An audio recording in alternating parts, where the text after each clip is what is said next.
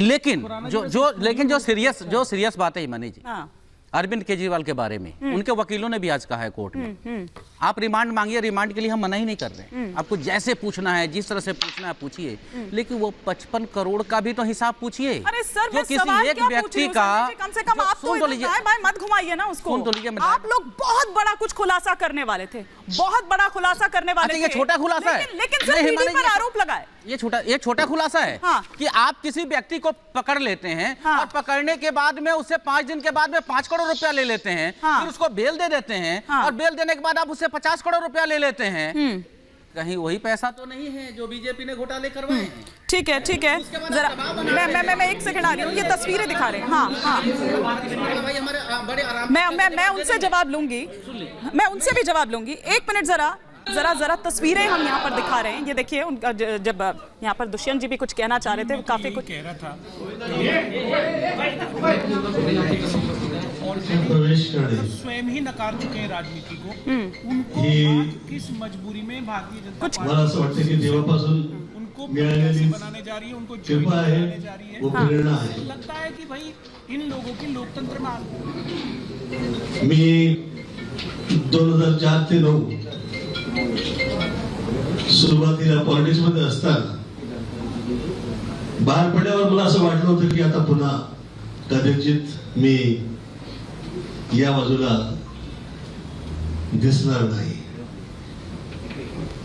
परंतु 10 पासून 24 या 14 वर्षाच्या वनवासानंतर सुरुवात राम राज्य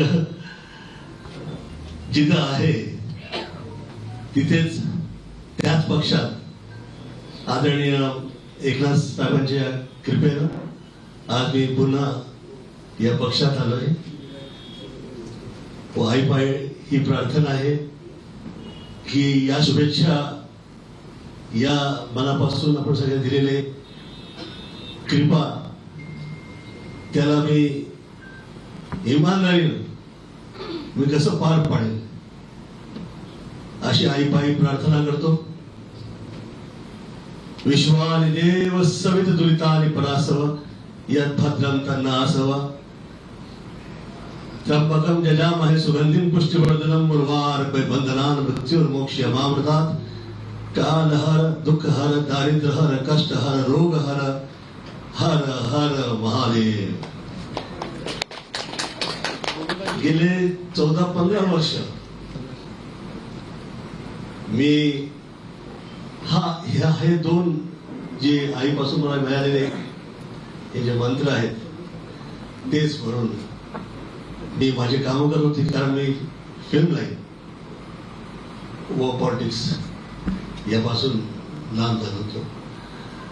मला असं वाटतं की आपली जी कृपा झाली आहे, मी धन्यवाद तर देतोच, परंतु आपल्या वतीने मला मिळालेली ही जिम्मेदारी किंवा काम हे वफादारी व इमानदारीने मी वाजवेन व आर्ट अँड कल्चर हा जो सब्जेक्ट आहे मी सेवा प्रदान करेन।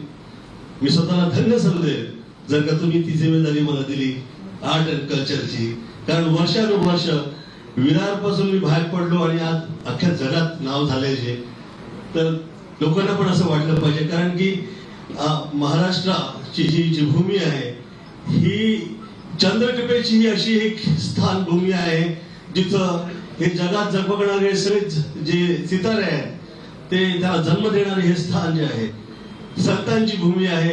आणि आपल्या देशात चित्रपट असो किंवा चित्रकूट असो, जे काही आहे ते आर्ट अँड कल्चर ला कसं काय ते सरस्वतीच्या कृपेनं अख्ख्या जगात जे आहे आज आहे।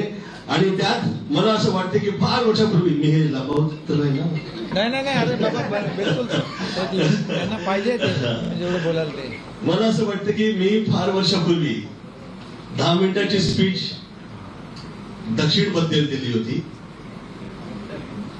आज पुन्हा ही 10 मिनिटाची स्पीच जी आहे आईच्या कृपेनं, देवाच्या कृपेनं ही ही स्पीच नसून न होता ती सत्य व्हावी अशी मी प्रार्थना करतो. कारण फिल्म सिटी हे जे आर्ट अँड कल्चरची ही जी जागा आहे ही जगात असल्या स्तरावर जाऊन पोहोचू शकते. जी जगातली सगळ्यात Mumbai is the modern city आणि त्यातली जगातली जास्तीत जास्त मॉडर्न प्लेस जो काही असू शकतो इन फ्युचर. मला असं वाटतं त्यांनी फिल्म सिटी ती मॉडर्न तर आहेच.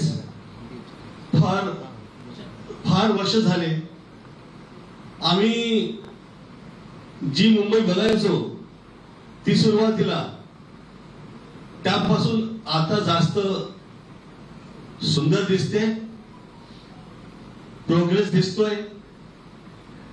आणि हा जो सौंदर्यीकरणाचा सब्जेक्ट आहे हा आदरणीय एकनाथ साहेब आले तेव्हापासून मुंबईमध्ये जास्त हा दिसतोय. हवा असो, रस्ते असो, क्लीन आहे. कामं जी आहेत सौंदर्यीकरणची असो किंवा जी प्रोग्रेसची असो ते सुरुवात झाली आहे. मला असं वाटतं की माझ्यावर जी वर्षानुवर्ष ही जी शिवकृपा राहिली, शिवाजींची कृपा राहिली किंवा आदरणीय बाळासाहेब ठाकरेंची माझ्यावर कृपा राहिली. मी ते माझ्या आई वडिलांचे चांगले संबंध होते त्यांच्याबरोबर आणि कधी असं वाटलं नव्हतं की मी अशा या रीतीनं जुडेल. परंतु ही कृपाच आहे. आणि जास्त मोठे मोठे शब्द न सांगता मी धन्यवाद देतो की हाँ मैं हिंदी में कितने वर्षानंतर मी मराठीत आप लोगों के यामुळे कधीच एवढी आपका मैं सोचता हूँ. हाँ मैं बहुत बहुत धन्यवाद देता हूँ आदरणीय एकनाथ जी का. मेरे साथ में मित्रगण यहाँ पे आए हुए हैं. मैं आप सब लोगों का धन्यवाद देता हूँ. जो लोग यहाँ पे पत्रकार वर्ग से आए हैं आप सभी का धन्यवाद देता हूँ.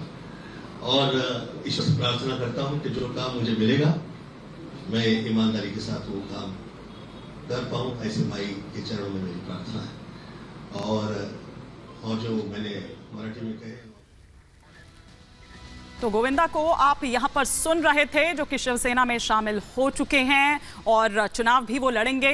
जिस तरीके से यहाँ पर कयास पहले ही लगाए जा रहे थे क्या वो उसी सीट से लड़ेंगे 2004 में जिससे जीत हासिल की थी ये देखने वाली बात होगी. खैर